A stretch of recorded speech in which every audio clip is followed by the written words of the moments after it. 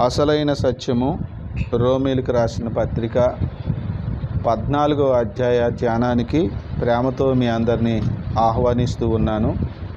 ప్రియులరా, గతించినటువంటి 13వ అధ్యాయము చాలా ప్రాముఖ్యమైనటువంటి అధ్యాయము. ఆ యొక్క అధ్యాయంలో చెప్పబడిన సంగతులు ప్రతి క్రైస్తవ విశ్వాసులు వినవలసినటువంటి మాటలు అందులో ఉన్నాయి. కాబట్టి ఈరోజు ఈ సందేశాన్ని వింటున్న వాళ్ళు ఆ సందేశం విన్నారో లేదో మరి ఒకసారి చూసి 13వ అధ్యాయాన్ని కూడా మీరు వినాలని ప్రేమతో మనవి చేస్తూ, రోమీలకు రాసినటువంటి పత్రిక 14వ అధ్యాయాన్ని ధ్యానిద్దాం రండి. 14వ అధ్యాయము మొదటి వచనం. విశ్వాస విషయమై బలహీనుడైన వారిని చేర్చుకొనుడి, అయినను సంశయములను తీర్చుటకు వాదములను పెట్టుకొనవద్దు. పౌలు గారు చెప్తున్న విషయాలను మనం అర్థం చేసుకోవలసిన అవసరం ఉంది. ఇక్కడొక విషయాన్ని అక్కడొక విషయాన్ని తీసుకుంటే సంపూర్ణ సత్యం మనకు తెలియదు. కనుక మనం అధ్యాయాలు వెంబడి అధ్యాయాలు, వచనం వెంబడి వచనాన్ని, ఉన్నది ఉన్నట్టుగా అసలైన సత్యాన్ని మనం ధ్యానం చేస్తున్నామనే సంగతి మీరు మర్చిపోకూడదని ప్రేమతో నేను మీకు తెలియజేస్తూ, ఈ రోమీలకు రాసిన పత్రికలో 12వ అధ్యాయం నుంచి రక్షింపబడినటువంటి విశ్వాసులు ఇక మీదట ఎలాగూ జీవించాలి లోకంలో అనే విషయమై పౌలు గారు తెలియజేస్తున్న విషయాలను నేను మీకు తెలియజేస్తూ ఉన్నాను. ఆ యొక్క పరంపరలో ఈ 14వ అధ్యాయంలో ఏమంటున్నాడంటే, విశ్వాస విషయమే బలహీనుడైన వాడిని చేర్చుకొనుడి, అయినను సంశయములు తీర్చుటకు వాదములు పెట్టుకోవద్దు అంటున్నాడు. ఇక్కడ విశ్వాస విషయమే బలహీనుడైన వాడు అంటే ఎవరు? అసలు పౌలు గారు ఎందుకు చెప్తున్నాడు, ఏ విషయమై చెప్తున్నాడు అంటే ఆ కిందే రాయబడుతూ ఉంది 2వ వచనంలో, ఒకడు సమస్తమును తినవచ్చునని నమ్ముచున్నాడు, మరి ఒకడు బలహీనుడై ఉండి కూరగాయలనే తినుచున్నాడు. ఇది విషయం, అసలైన విషయం. సువార్త విన్న తరువాత లోకములో అనేక మంది మరి యేసుక్రీస్తును తమ సొంత రక్షకుడిగా అంగీకరించే వాళ్ళు అనేక మంది వస్తారు. వాళ్ళందరూ సంఘంలో చేర్చబడతారు. కానీ సంఘములో చేర్చబడినటువంటి వాళ్ళు రకరకాలైనటువంటి విశ్వాసాలు కలిగి ఉన్న వాళ్ళు వస్తూ ఉంటారు. కాబట్టి సంఘము క్షేమాభివృద్ధి చెందాలి అంటే సంఘము క్షేమం పొందాలి, 2 అభివృద్ధి చెందాలి. క్షేమం చెందడం అంటే అర్థం ఏంటంటే, ప్రభువుని నమ్ముకున్నటువంటి వాళ్ళు క్రమం తప్పకుండా తరచు వారు ప్రార్థన సహవాస కూటాల్లో పాలు పొందుతూ ఉండాలి. ప్రార్థన, వాక్యము, ఉపదేశంలో వాళ్ళు ఉండాలి. ఆది అపోస్తులు ఎలాగున్నారు? అపోస్తుల కార్యాలు 2వ అధ్యాయము 40వ వచనంలో మనం చదవగలిగితే అక్కడ 42వ వచనంలో, వీరు అపోస్తుల బోధయందును సహవాసమందును రొట్టె విరుచుట యందును ప్రార్థన చేయుట యందును ఎడతెగక యుండిరి అన్నాడు. ఇలాగున ప్రార్థన చేయటంలోనూ, రొట్టె విరచటంలోనూ, బోధ వినడంలోనూ, దైవజనుల యొక్క సహవాసములోనూ ఎడతెగక ఉంటే వాళ్ళు క్షేమముగా ఉంటారు ఆత్మీయ జీవితంలో. కాబట్టి క్షేమము అంటే సంఘము క్షేమంగా ఉండడం అంటే ఈ విధంగా ప్రార్థనలోను, వాక్యములోను, అపోస్తుల సహవాసంలోను వాళ్ళు ఎడతెగక ఉండటం. మరి అభివృద్ధి చెందడం అంటే ఏమిటి అంటే, నూతనమైనటువంటి వాళ్ళు రోజు దినదినము, ఆది అపోస్తుల కాలంలో దినదినము చేర్చబడుతూ ఉన్నారట సంఘంలో అనేక మంది రక్షణ పొందుకొని. పైన మనం చదువుకుంటే ఒకే రోజున 3,000 మంది రక్షణ పొందుకున్నట్టుగా వాక్యంలో మనకు చెప్పబడుతూ ఉంది. కాబట్టి ప్రియులారా, మరి దినదినము అనేక మంది చేర్చబడుతూ ఉండాలనేది దేవుని యొక్క సంకల్పం. ఒకటి, సంఘము క్షేమాన్ని పొందాలి, 2వది అభివృద్ధి పొందాలి. అందుకని అపోస్తులు ఒకానొక రోజున యేసు ప్రభుని ప్రార్థన చేయటం మాకు నేర్పించు ప్రభువా అని వారు అడిగినప్పుడు యేసు ప్రభువారు ఈలాగు ప్రార్థన చేయండి అన్నప్పుడు ఒక విషయం చెప్పారు.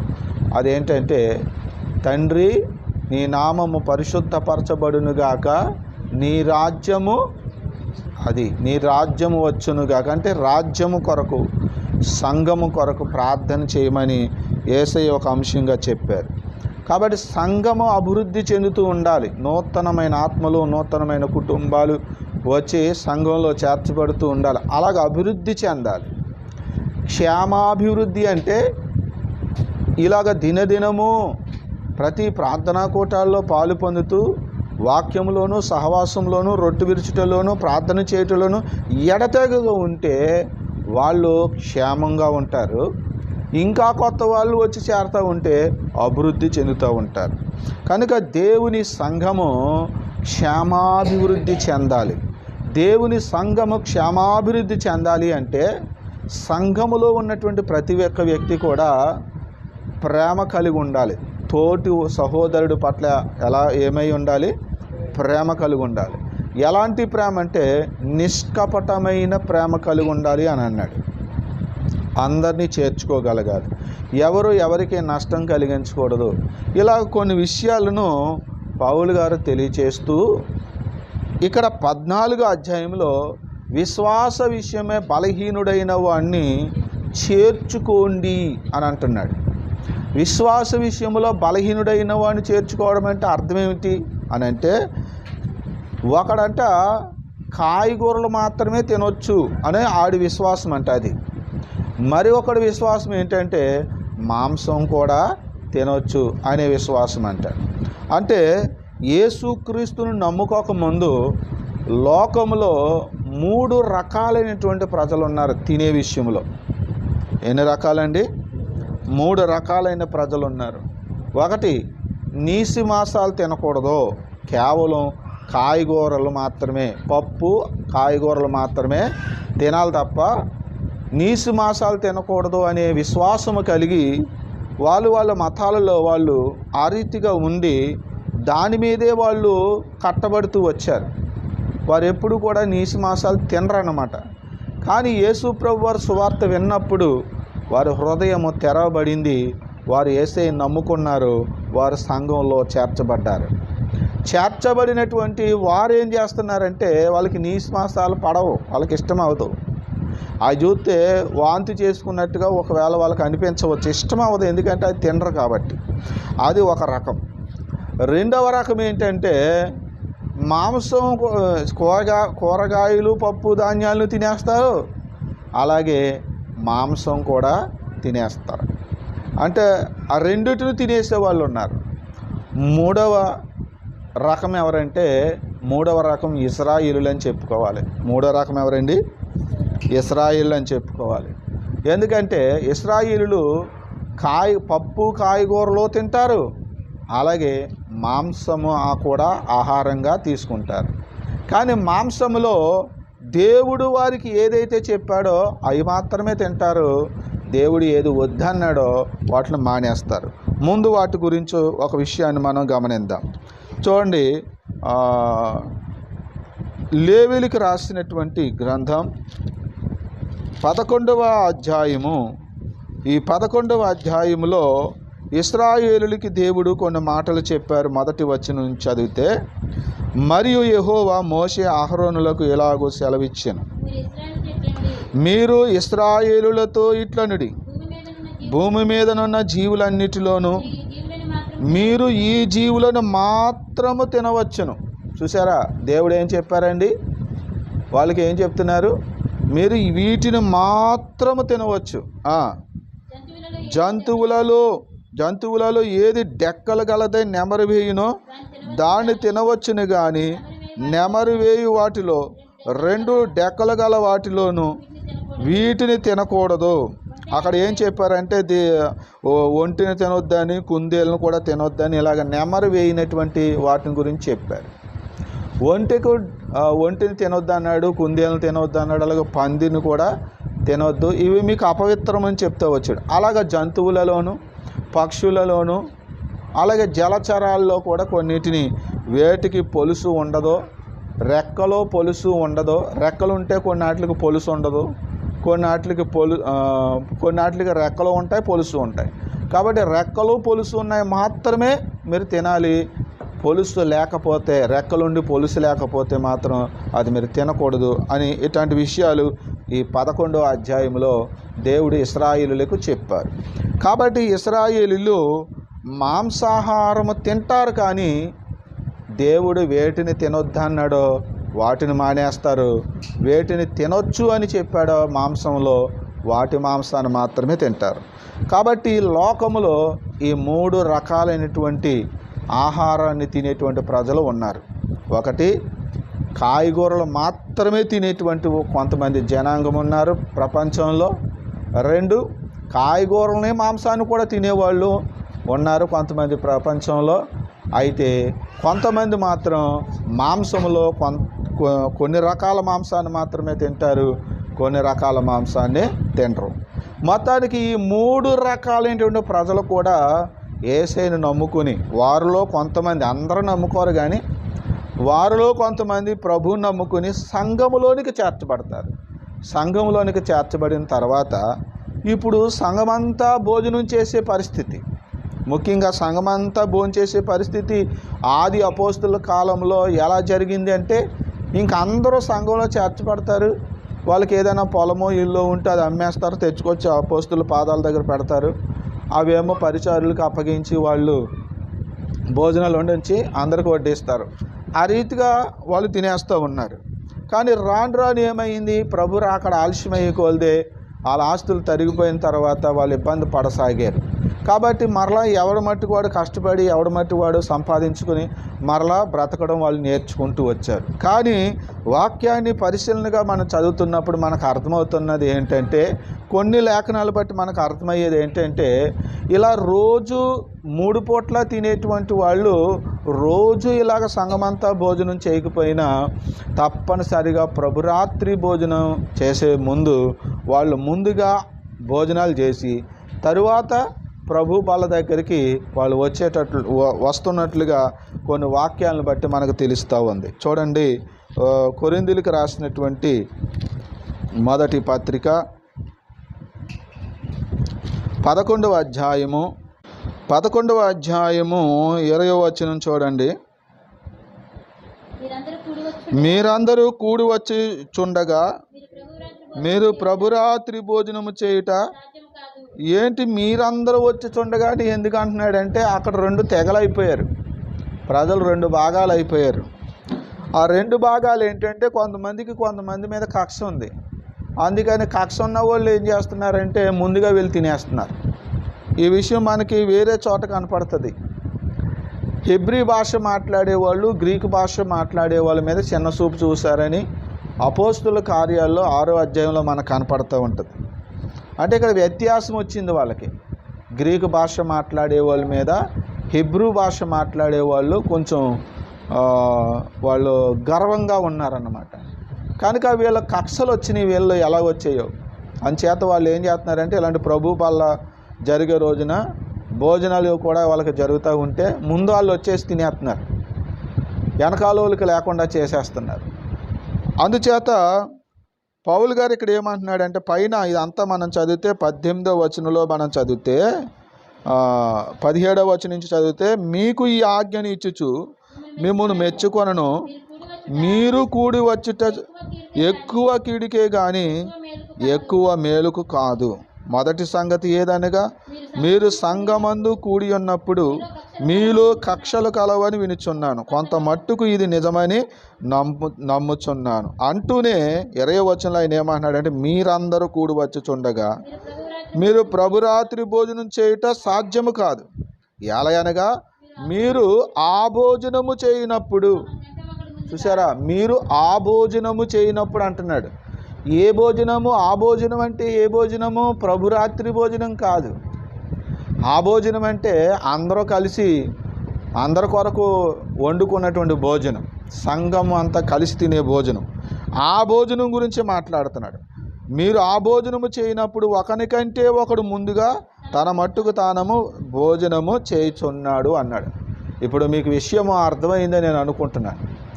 ఒకప్పుడు సంఘములో 3 పూట్ల ఒకే చోట కూర్చుని తినేటువంటి వాళ్ళు రాను ఏమైపోయారు? ప్రభు బల్ల రోజున భోజనం చేసే స్థాయికి వచ్చారు. మిగతా రోజుల్లో వారి ఇళ్ళకి వెళ్ళి ఎవరి భోజనం వాళ్ళు వండుకొని తినే పరిస్థితికి వచ్చారు. అందరూ కలిసి ఒక చోటే కూర్చొని తినే పరిస్థితి నుంచి ఎవరింటికాడ వాళ్ళు వండుకొని తినే పరిస్థితికి వాళ్ళు వచ్చారు. కాబట్టి అందుకని ఇక్కడ ఒక మాట కూడా చెప్పాడు చూడండి, 34వ వచనంలో, మీరు కూడి వచ్చుట శిక్షా విధికి కారణము కాకుండానట్లు ఎవడైనను ఆకలిగొనిన ఎడల తన ఇంటనే భోజనము, అది ఇంటి దగ్గరే, మీరు అంత ఆకలిగా ఉంటే ఇంటి దగ్గరే తినేసి రండి అన్నాడు పౌలు గారు. అదన్నమాట. కాబట్టి సంఘములో ఈ ప్రేమ విందు, దీనికి ప్రేమ విందు అనేటువంటి పేరు. ఈ ప్రేమ విందు అనే పేరు గురించి కూడా మనకి ఇక్కడ ఉంటుంది. ఎక్కడంటే యోధా పత్రికలో ఉంటుంది చూడండి ఒక మాట, 12వ వచనంలో, 1వ అధ్యాయం 12వ వచనం. వీరు నిర్భయముగా మీతో సుభోజనము చేయుచు తమ్మును తాము నిర్భయముగా పోషించుకొనుచు మీ ప్రేమ విందులలో దొంగ మెట్టులుగా ఉన్నారు. అంటే ఇక్కడ మీకు ఒక మాట ప్రేమ విందు అనే మాట చూపించడానికి వచనం చదివించాను అన్నమాట. ఓకేనా? సంఘం అందరూ తినే భోజనాన్ని ఏమంటారు? ప్రేమ విందు అంటారు. సరే, ఇప్పుడు మనం అర్థం చేసుకోవాల్సింది ఏంటి అంటే, విశ్వాసమందు బలహీనుడైన వాడిని చేర్చుకోండి అని ఎందుకు చెప్తున్నాడంటే, సంఘమంతా కలిసి ప్రేమతో విందు చేసే పరిస్థితి వచ్చినప్పుడు ఒకడేమో కాయగూరలు మాత్రమే తింటున్నాడు, వాడు నీసు మాంసాలు తినడం. ఇంకొకడేమో కాయగూరలు తినేస్తాడు, మాంసం కూడా తినేస్తాడు. కాబట్టి కాయగూరలు తినేవాడు తిననివాడిని తునీకరించకూడదట, తిననివాడు తినేవాడిని కూడా తునీకరించకూడదట. చూడండి, రోమీయులకు రాసిన పత్రిక 14వ అధ్యాయము 2వ వచనం. ఒకడు సమస్తమును తినవచ్చునని నమ్ముచున్నాడు, మరి ఒకడు బలహీనుడై ఉండి కూరగాయలనే తినుచున్నాడు. తినువాడు తినని వాని తునీకరింపకూడదు, తిననివాడు తినువానికి తీర్పు తీర్చకూడదు. అనగా దేవుడు అతనిని చేర్చుకొను. అంటే కాయగూరలు మాత్రమే తినేవాడిని దేవుడు చేర్చుకుంటాడు, మాంసం తినేవాడిని కూడా దేవుడు చేర్చుకుంటాడు. కాబట్టి ఈ యొక్క విశ్వాసంలో, ఈ మతంలో, లేక ఈ క్రైస్తవ్యంలో కాయగూరలు మాత్రమే తినాలి, మాంసం తినకూడదు అనేటువంటిది ఎవడో కూడా తీసుకురాకూడదు. కాయగూరలు తినేవాడిని దేవుడు చేర్చుకుంటాడు, మాంసం తినేవాడిని కూడా దేవుడు చేర్చుకుంటాడు అని ఇక్కడ పౌలు గారు చెప్తున్నాడు. 4వ వచనం. పరుని సేవకునికి తీర్పు తీర్చుటకు నువ్వెవడవు? అతడు నిలిచియుండుటైనను పడియుండుటైనను అతని సొంత యజమాని పనియే. అతడు నిలుచును, ప్రభు అతన్ని నిలవబెట్టుటకు, అంటే అతను మళ్ళా బలం పొందుతాడు, నిలుస్తాడు. బలహీనమైన విశ్వాసం కలిగిన వాడు కాబట్టి అతన్ని మీరు చేర్చుకోండి, కానీ వాదాలు పెట్టుకోవద్దు అని అంటున్నాడు. రెండో విషయం ఏంటంటే, లోకంలో ఉన్నటువంటి మనుషుల్లో కొంతమంది ఈరోజు మంచిది అని అనుకుంటారు, కొంతమందికి మంగళవారం మంచిది కాదు, కొంతమంది విశ్వాసం అలా ఉంటుంది. ఏ పనైనా చేయాలనుకోండి, ఏ ఊరైనా ప్రయాణం చేయాలనుకోండి, మంగళవారం వెళ్తున్నావు ఏంటి అంటారు, మంగళవారం పని చేస్తున్నావు ఏంటి అంటారు, లేకపోతే శనివారం చేస్తున్నావేంటి, లేకపోతే శుక్రవారం చేస్తున్నావేంటి అంటారు. ఇలాగా ఒక రోజు మంచిది, ఒక దినము మంచిది, ఒక దినము మంచిది కాదు అని నమ్మేవాళ్ళు ఉంటారు. ఎందుకంటే వాళ్ళు క్రైస్తవులు కాదు కదా. ఒకప్పుడు ఏవో రకరకాల మతాల్లో ఉండి వాళ్ళు సువార్త విని యేసయ్యని నమ్ముకున్నారు కానీ వాళ్ళ పాత విశ్వాసం అయితే వాళ్ళలో ఉండిపోద్ది. తినే విషయంలో కానీ, అలాగే మంచి రోజు చెడ్డ రోజు అనే విషయంలో కానీ వాళ్ళకి ఉండిపోద్ది. కనుక వాళ్ళని కూడా మీరు ఏం చేయాలి? తునీకరించకండి, వాళ్ళని కూడా మీరు చేర్చుకోండి. దేవునికి స్తోత్రం కలుగాలి. ఎందుకంటే వాళ్ళు బలహీనులు, మీరేమో బలవంతులు. మీలో కొంతమంది బలవంతులు. మీరు ఎలాంటి బలవంతులు? అన్ని రోజులు మంచివే అని నమ్ముతారు, మీరు విశ్వాసంలో బలంగా ఉన్నారు. కానీ వాళ్ళు అన్ని రోజులు మంచివి కాదనుకుంటున్నారు. వాళ్ళు కాస్త బలహీనంగా ఉన్నారు విశ్వాసంలో.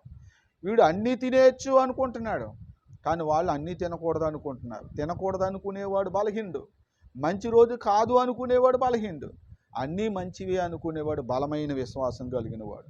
కనుక ఈ బలహీనుల విషయంలో మీరు ఏం చేయాలంటే ఎవరికి తీర్పు తీర్చకండి.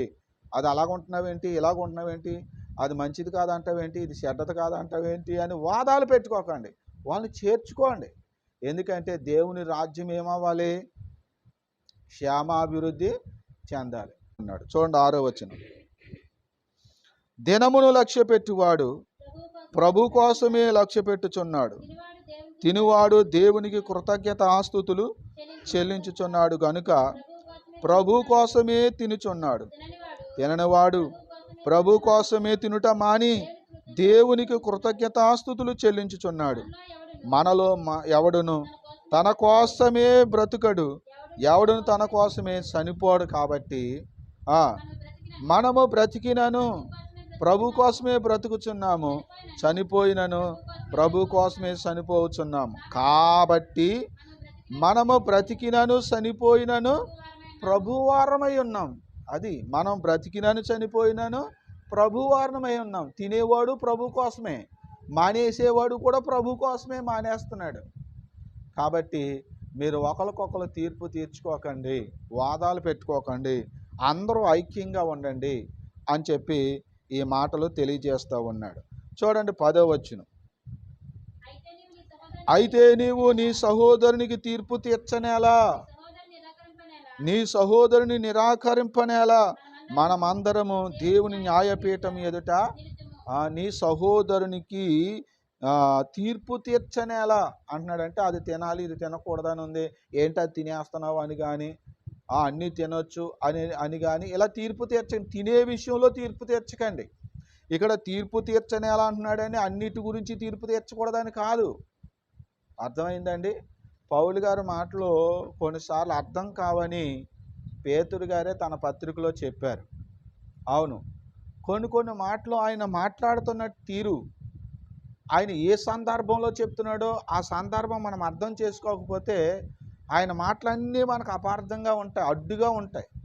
ఎందుకంటే ఇక్కడ 10వ వచనంలో అయితే నీవు నీ సహోదరునికి తీర్పు తీర్చనేలా అంటున్నాడు. తీర్పు తీర్చొద్దని చెప్తున్నాడు ఒక మాటలో. అంటున్నవాడే తీర్పు తీర్చమని చెప్తున్నాడు ఇంకొక చోట. చూడండి, కొరింథీయులకు రాసినటువంటి మొదటి పత్రిక 6వ అధ్యాయము 2వ వచనం. పరిశుద్ధులు లోకమునకు తీర్పు తీర్చుదురని మీరు ఎరుగరా?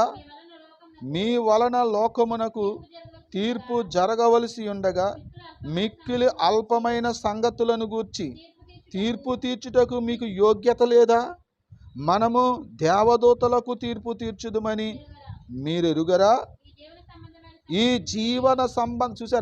జీవన సంబంధమైన సంగతులను గూర్చి మరి ముఖ్యంగా తీర్పు తీర్చవచ్చు కదా. ఏమంటున్నాడండి ఆయన?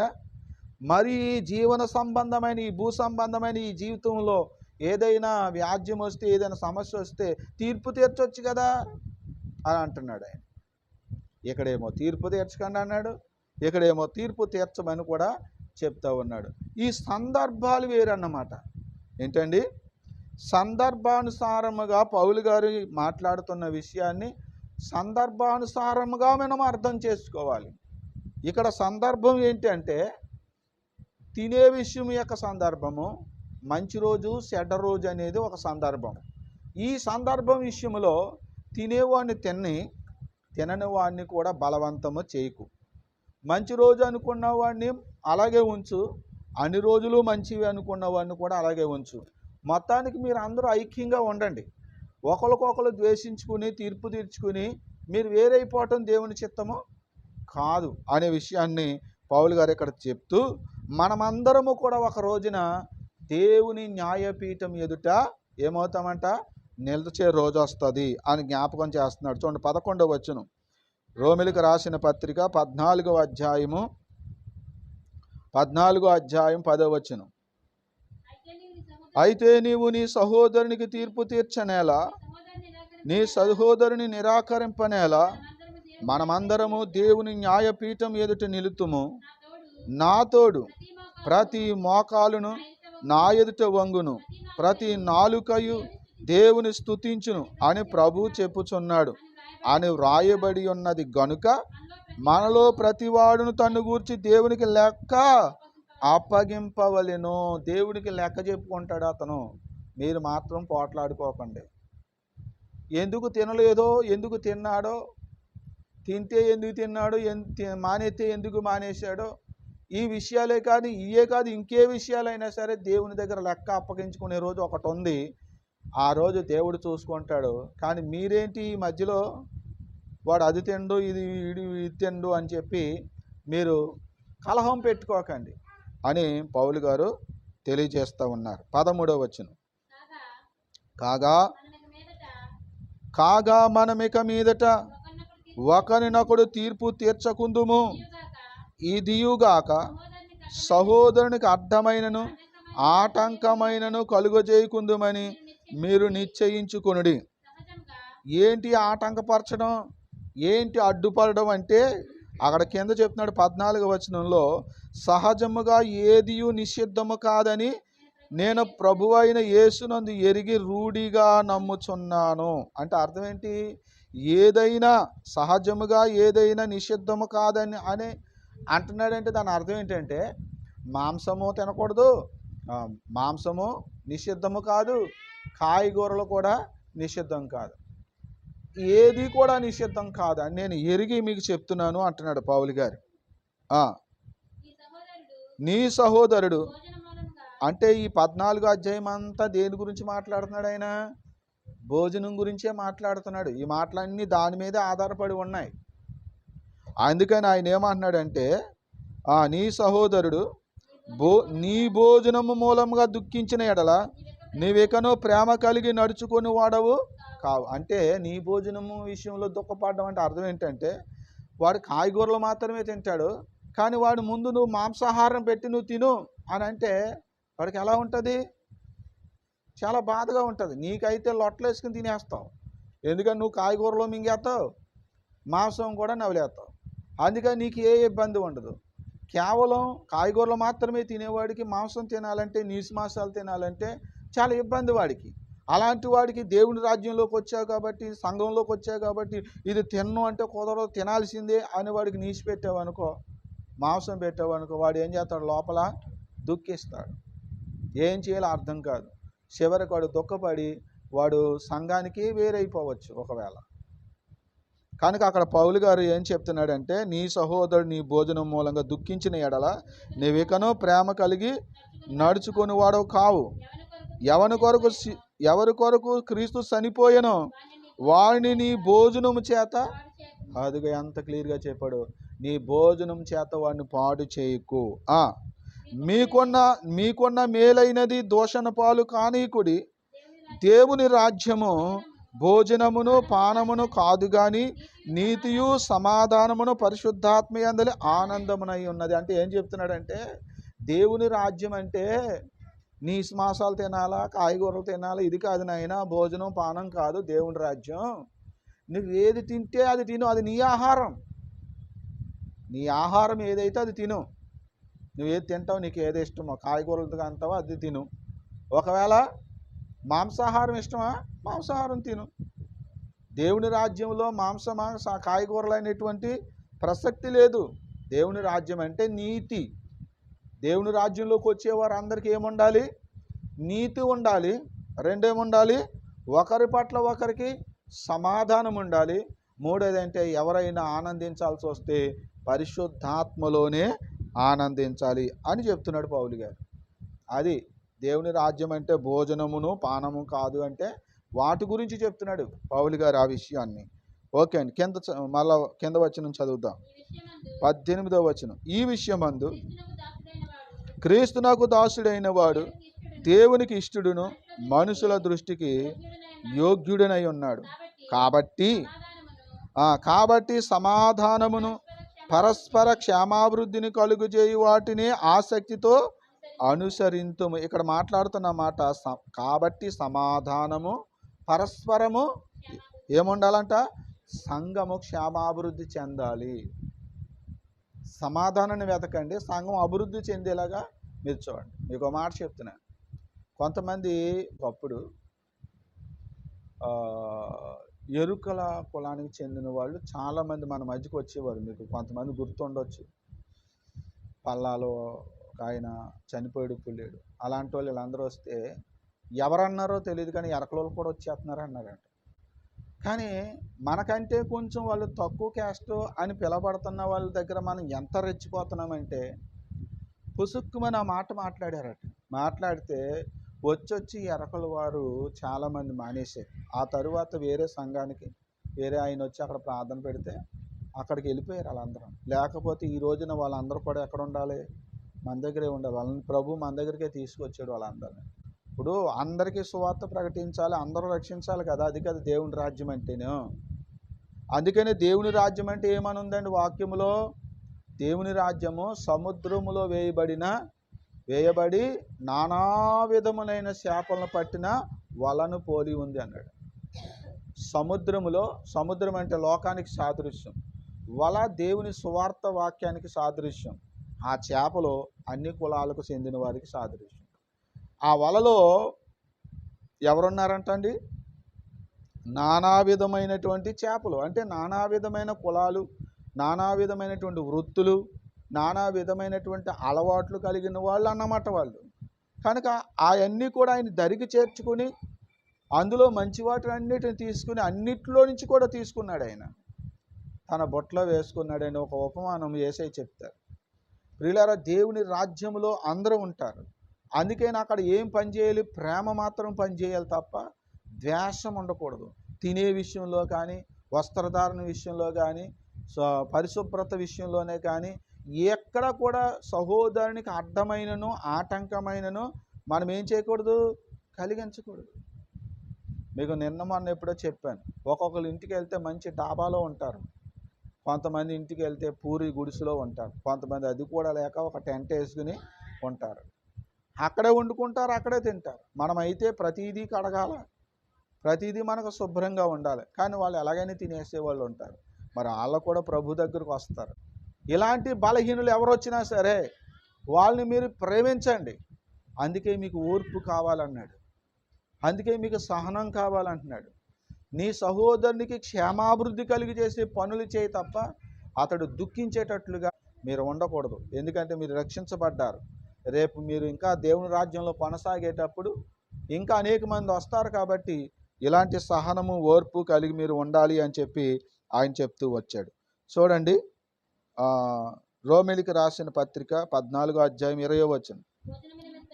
భోజనము నిమిత్తము దేవుని పనిని, అదిగోండి ఈ 14వ అధ్యాయం అంతా భోజనం గురించి మాట్లాడుతున్నాడు. ఇక్కడ నీ భోజన నిమిత్తము దేవుని పనిని పాడు చేయకండి. అలా పాడు చేయకండి. ఇదేంట్రా వీళ్ళు వచ్చారేంట్రా అని, వాళ్ళు వచ్చారేంటని, అసలు వాళ్ళేళ్ళు వస్తే ఆప్యాయతగా వెళ్ళి వాళ్ళని పలకరించి వాళ్ళని దగ్గరికి చేర్చుకొని వాళ్ళని ప్రేమించాలి. మీకు ఒక మాట చెప్పనా? ఎడం పక్కన ఉన్న వాళ్ళని చూశాడంటే యేసు ప్రభు, వాక్యంలో ఉంది, మీకు తెలుసు కదా.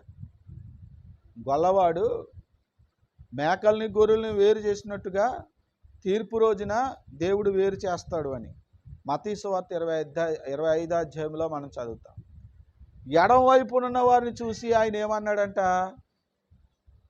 ఇదిగో నా అపవాదికిని వాని దూతలకును సిద్ధపరచబడిన నిత్యాగ్నిలోనికి పోవుడి అని చెప్తూ, నేను ఆకలి కొన్నాను, నాకు ఆహారం ఇవ్వలేదు, నేను దప్పికొన్నాను, నాకు దాహానికి ఇవ్వలేదు, వస్త్రహీనుడై ఉన్నాను, నాకు ధరించుకోవడానికి బట్టలు ఇవ్వలేదని చెప్పాడంటే. చూడండి ఒకసారి ఆ మాట. 25వ అధ్యాయము మత్తయి సువార్త 41వ వచనం. చూడండి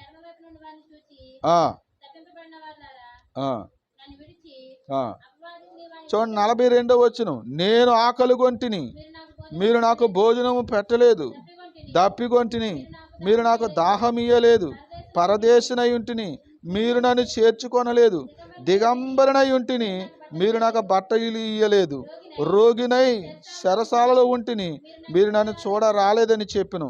అందుకు వారు, ప్రభువా మేము ఎప్పుడు నీవు ఆకలి కొని ఉండుటైనను, దప్పికొనుట ఉండుటైనను, పరదేశివై ఉండుటైనను, దిగంబరివై ఉండుటైనను, రోగివై ఉండుటైనను, చెరసాలలో ఉండుటైనను చూచి నీకు ఉపచారము చేయకపోతామని ఆయన అడిగెదరు. అందుకు ఆయన మిక్కిలి అల్పులైన వీరిలో ఒకనికైనను మీరు ఎలాగూ చేయలేదు కనుక నాకు చేయలేదని మీతో నిశ్చయముగా చెప్పుదునని వారితో అనిను. చూసారా, అర్థమైందండి? అంటే ఒక సరైనటువంటి వస్త్రము లేనటువంటి వాడు, ఒక పేదవాడు వచ్చాడు. వస్తే నువ్వు వాడిని చేర్చుకోవట్లేదు, వాడిని దూరం పెడుతున్నావు. అప్పుడు దేవుడేమంటున్నాడంటే, నువ్వు నిజానికి వాడిని దూరం పెట్టావు, కానీ నిజానికి నువ్వు నన్ను దూరం పెడుతున్నావు. వాడికి నువ్వు భోజనం పెట్టలేదు. అందుకని దేవుని రాజ్యంలో ఏ మనుషుడైనా మనతో సమానమే. వాక్యం ఏం చెప్తుందంటే, యూదుడైనను గ్రీసు దేశస్థుడైనను అందరూ కూడా ఒకటే, ఒకటే శరీరము, ఒకటే కుటుంబం. ఏంటండి? ఒకటే శరీరము, ఒకటే కుటుంబం. ప్రియమైన దేవుని బిడ్డలారా, కాబట్టి భోజన నిమిత్తము దేవుని పనిని ఏం చేయకూడదు? పాడు చేయొద్దు. అందరినీ ప్రేమించండి, అందరితో కలిసి ఉండండి. వాడు మాంసం తినేవాడైనా కలిసి ఉండండి, శాకాహారం మాత్రమే తినేవాడైనా వాడితో కలిసి ఉండండి. సమస్త పదార్థములు పవిత్రములే కానీ, చూడండి 21వ వచనం, మాంసము తినుట గాని. చూసారా, ఇంతవరకు మాంసం అనే మాట అతను ప్రస్తావించలే. నేనే మీకు చెప్పాను మాంసం గురించి. 1వ వచనంలో, 2వ వచనంలో ఒకడు సమస్తమును తినవచ్చునని నమ్ముచున్నాడు అన్నాడు. ఆ సమస్తం ఏంటో నేను చెప్పాను. ఎందుకు చెప్పానంటే ఇది ఈ వచనం వల్ల. 21వ వచనంలో అక్కడ సమస్తము అన్నాడు. అంటే సమస్తం అంటే కాయగూరలు, మాంసం కూడా అని అర్థం. పౌలు గారి యొక్క భావం అని నాకు అర్థమైంది. అందుకని 21వ వచనం ఆయన ఏమంటున్నాడు? మాంసము తినుట కానీ, ద్రాక్షారసము తాగుట కానీ నీ సహోదరునికి అడ్డము కలుగజేయినది మరి ఏది కానీ మానివేయుట మంచిది. దేవునికి స్తోత్రం. ఏంటండి? మానివేయుట మంచిది అంటే కాయగూరలు తినేటువంటి వాడు ఉన్నాడు, మాంసం తిండ. కాబట్టి మాంసం తినే నువ్వేం చేయాలంటే ఆ పూట నువ్వు మాంసం అని నీ సహోదరుడు కోసం. ఏంటండి? నీ సహోదరుడు కోసం మాంసం అని. ఒకవేళ మీరు ఇద్దరు కలిసి ఏ హోటల్కో భోజనానికి వెళ్ళారనుకోండి, అతడు కాయగూరలే కావాలంటాడు. లేదు మాంసం తింటానని చెప్పి అతను కాయగూరలు పెట్టుకుని ఎదరు తింటే ఒకే టేబుల్ మీద మనమేమో ఇక్కడ మాంసం పెట్టుకుని లేకపోతే చికెన్, ఫిష్, లేకపోతే ఇంకోటి ఏదో నీసు మాంసాలు తింటా ఉన్నాం అనుకోండి, అతనికి ఇబ్బందిగా ఉంటుంది. కాబట్టి నువ్వు ఇది మానే. ఎందుకంటే నువ్వు మాంసం తింటావు, కాయగూరలు కూడా తింటావు. కాబట్టి నీ సహోదరుడు కోసం ఆ పూట మాంసం తింటాం మాని, నీసు మానేసి, అయితే నేను కూడా నీతో పాటు కాయగూరలనే తింటాను అని అన్నావు అనుకో, ఇప్పుడు అతడికి మీకు ఏం కలుగుతుంది? మీ మధ్యన సమాధానం కలుగుతుంది. దేవునికి స్తోత్రం కలుగాలి. అలాగని మీరు మానేయండి అంటున్నాడు. నీ సహోదరునికి ఏది అర్థం లేకుండా ఉండే నిమిత్తమో మీరేం చేయాలి? ద్రాక్షారసం, మాంసం తినుట కానీ, ద్రాక్షారసం త్రాగుట కానీ నీ సహోదరునికి అడ్డము కలుగు చేయనది మరి ఏది కానీ మానివేయుట మంచిది. నీకున్న విశ్వాసము దేవుని ఎదుట నీ మట్టుకు నీవే ఉంచుకో. నీకు విశ్వాసం ఉంది అన్నీ తినేయొచ్చాయని, ఆ యొక్క విశ్వాసం దేవుని ఎదుట నీ ఎదుట మాత్రమే ఉంచుకో. ఎందుకంటే ఇప్పుడు మధ్యలో ఎవరు వచ్చారు? ఇంకొక సహోదరుడు వచ్చాడు, అతనికి నీ అంత విశ్వాసం లేదు. కాబట్టి ఆ పూట నువ్వు మానేసి అతని కోసం అతనితో కలిసి కాయగూరలు మాత్రమే తిను. తాను సమ్మతించిన విషయములో తనకు తానే తీర్పు తీర్చుకొనివాడు ధన్యుడు. అనుమానించువాడు తినన ఎడల విశ్వాసము లేకుండా తినును గనుక దోషి అని తీర్పునందును. విశ్వాసం మూలము కానిది ఏదో అది పాపము. అతను పాపం అయిపోద్ది, మరి అతనికి అపవిత్రం అయిపోద్ది అతనికి, ఎందుకంటే విశ్వాసం లేదు కాబట్టి. కనుక ఆ బలహీనుల విషయంలో మీరు ఈ విధంగా చేయండి. మొత్తానికి సంఘంలో క్షేమాభివృద్ధి కలుగు చేసుకోండి. ఒకరికొకరు ఏం చేయాలి? ఓర్చుకోవడం ద్వారా, ఒకరి పట్ల ఒకరు ప్రేమ కలిగి, నిష్కపటమైన ప్రేమ కలిగి ఉండడం ద్వారా, ఏమండి, సమాధానం కలుగు చేసుకోవటం ద్వారా మీరు ఏం చేయాలంటే సంఘాన్ని క్షేమాభివృద్ధి చేయాలి, అంతే తప్ప వ్యత్యాసాలు అనేవి ఏ విధంగా తీసుకురాకండి. దేవుని రాజ్యంలో నీతి మాత్రం ఉండాలి, ఖచ్చితంగా సమాధానం అందరిలోనూ ఉండాలి, అలాగే పరిశుద్ధాత్మలో మనం ఆనందించేవారిలాగా ఉండాలి. అదే దేవుని రాజ్యం తప్ప భోజనము తినడంలోనూ తినకపోవడంలోనూ ఏమీ లేదు. అలాగే మంచి రోజా చెడ్డ రోజా అనేది మాత్రం లేదు. కానీ మంచి రోజా చెడ్డ రోజా అనే విషయంలో ఒక మాట నేను చెప్తాను ఈ సందర్భంగా. ఏంటంటే, ఒకడు ఒక దినము కంటే మరొక దినము మంచిది అని తలస్తున్నాడట. ఏంటండి? ఒకడు ఒక దినము కంటే మరొక దినము మంచిది అంటున్నాడంట. 5వ వచనం చూడండి. ఒకడు ఒక దినము కంటే మరొక దినము మంచిదని ఎంచుచున్నాడు, మరి ఒకడు ప్రతిదినము సమానముగా ఎంచుతున్నాడు. కాబట్టి ఈ విషయంలో కొత్తగా ప్రభువులోకి వచ్చిన వాళ్ళు ఏం చేయాలంటే, ప్రతిరోజు మంచిదే కాబట్టి వాక్యం చెప్తున్న ప్రతిరోజు మంచిదే, మనకి బలమైన విశ్వాసం అది. కానీ నీకు బలహీనమైన విశ్వాసం నీది. మంచి రోజు బాబోయ్ నాకు అన్ని రోజులు మంచిది కాదంటున్నావు. పోన్లే, నీ విశ్వాసం కాస్త బలపడే వరకు, నీ విశ్వాసం పెంచుకునేంత వరకు ఏం చేయాలంటే, నీవు ఏ పని చేసినా, ఓ కూటమి పెట్టుకున్నా, ఓ పెళ్లి చేసినా, ఓ ఫంక్షన్ చేసినా, ఏదైనా గృహప్రవేశం పెట్టుకున్నా, లేకపోతే గృహప్రతిష్ఠ పెట్టుకున్నా, ఏ పని చేసుకున్నా ఆదివారం తప్పించి మిగతా రోజు ఏ రోజైనా పెట్టుకోండి. దేవునికి స్తోత్రం. ఎందుకు ఆదివారం తప్పించి అని అంటే, ఆదివారం మనం ఏ పనికి చేయకుండా ఆ రోజు ప్రభుని మనము ఆరాధించే రోజు. ఆ రోజు మనము ప్రభుని ఆరాధించే రోజు. అందరూ దేవుని మందిరానికి రావాలి కనుక, దేవుని ఆరాధించాలి కనుక ఆ రోజు ఏ కార్యక్రమాలు పెట్టుకోకుండా, ఆ రోజు నుంచి ఇంకెన్ని రోజులు మిగిలినాయి? ఇంకా 6 రోజులు ఉన్నాయి. కాబట్టి 6 రోజుల్లో నీకు ఏ రోజు అనుకుంటావో ఆ రోజు సేవకుడికి ఖాళీ ఉందో లేదో చూసుకుని, ఖాళీగా ఉన్న రోజు నువ్వు నీ కార్యక్రమాలు చేసుకుంటే మంచిదని ప్రభు పేరట నేను మీకు తెలియచేస్తున్నాను. కొంతమంది ఆదివారమే మాకు ఈ కార్యక్రమం పెట్టాలి అని అంటారు. ఎందుకంటే ఈరోజు మా ముహూర్తం వచ్చింది అంటారు. తప్పది.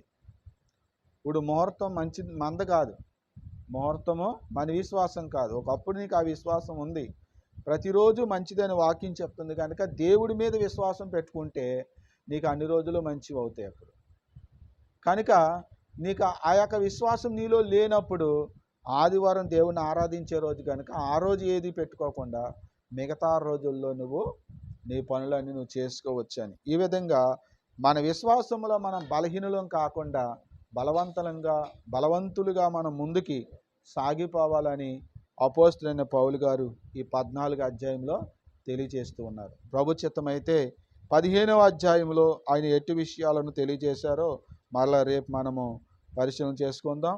15వ అధ్యాయంలో కూడా ఈ విషయం ఇంకా కొంత కొనసాగుతూ ఉంటుంది. అది మనం వచ్చే రోజు మనం చూద్దాం. ప్రార్థన చేసుకుందాం.